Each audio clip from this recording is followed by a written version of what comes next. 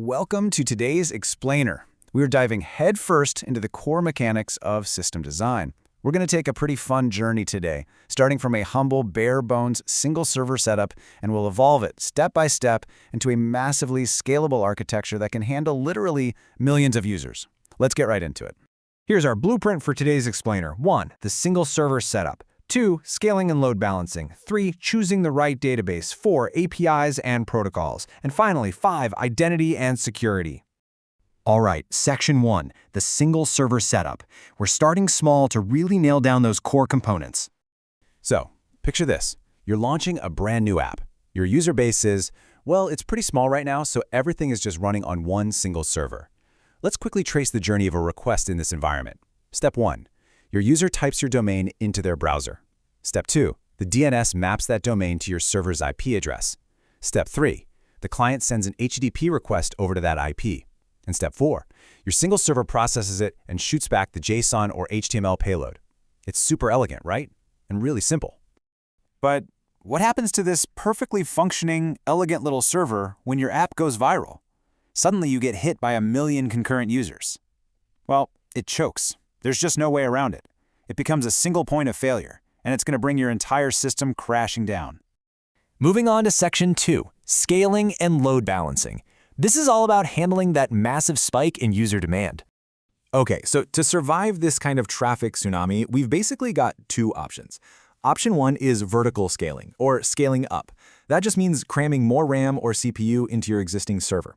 It's straightforward, sure, but you're going to hit hard physical limits eventually, and it completely lacks redundancy.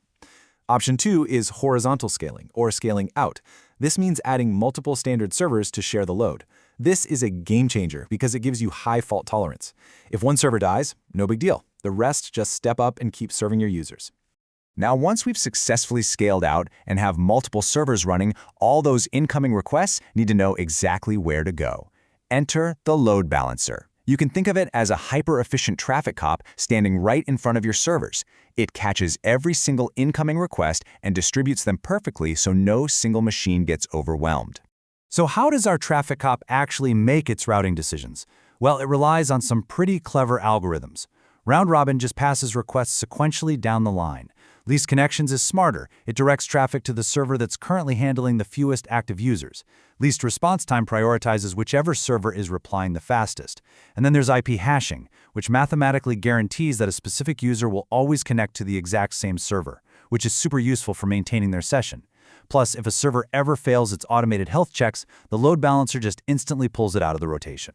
Which brings us to Section 3, choosing the right database. Basically, where does all this data actually live?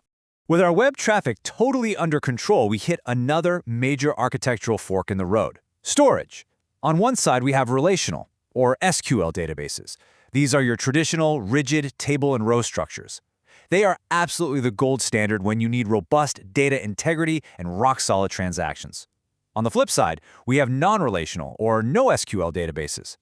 These use highly flexible formats, like documents or key-value pairs, and they are aggressively optimized for massive scalability and ultra-low latency. Look, context is absolutely everything when you're making this choice. If you are building, say, a financial system processing bank transfers, you absolutely need the strict atomic consistency of SQL. You literally can't afford to lose a single cent. However, if you're building a real-time recommendation engine that needs to crunch massive volumes of user data at blazing speeds, a flexible NoSQL database is definitely going to be your best friend. All right, Section 4, APIs and protocols. How do all these distinct components actually talk to each other? Our systems communicate using APIs, which you can think of as strict, predictable contracts between different pieces of software. But not all APIs are built the same way. REST is the undisputed industry standard. It's built around resources, but it can suffer from overfetching, right? Sending you data you don't actually need.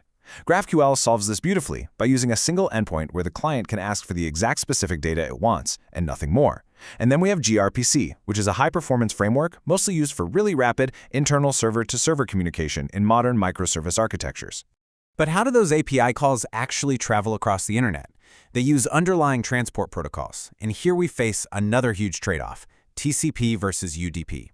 TCP is the heavyweight champion of reliability. It guarantees your data is delivered and in the exact right order, making it the safe option for things like payments.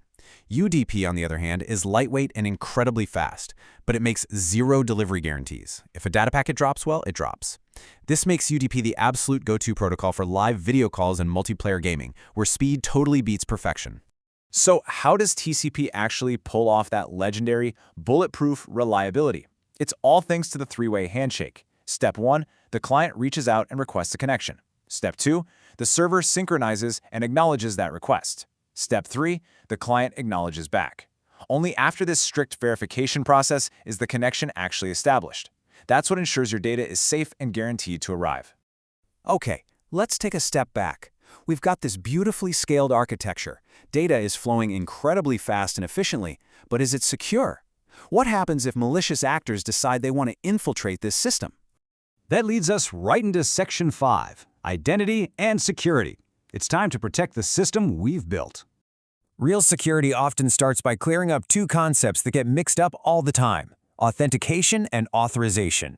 Authentication is just verifying who the user is. It's like checking their ID at the front door.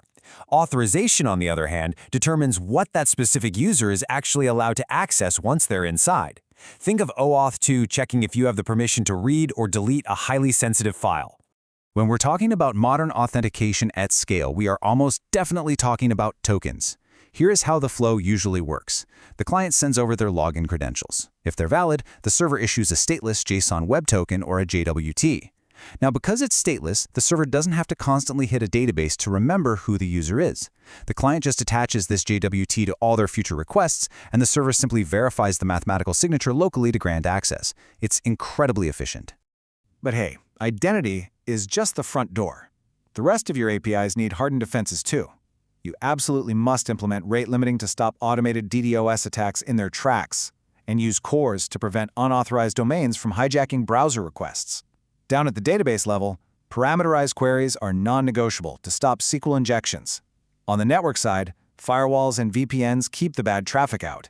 And on the front end, CSRF tokens and XSS protection secure you from nasty script injections.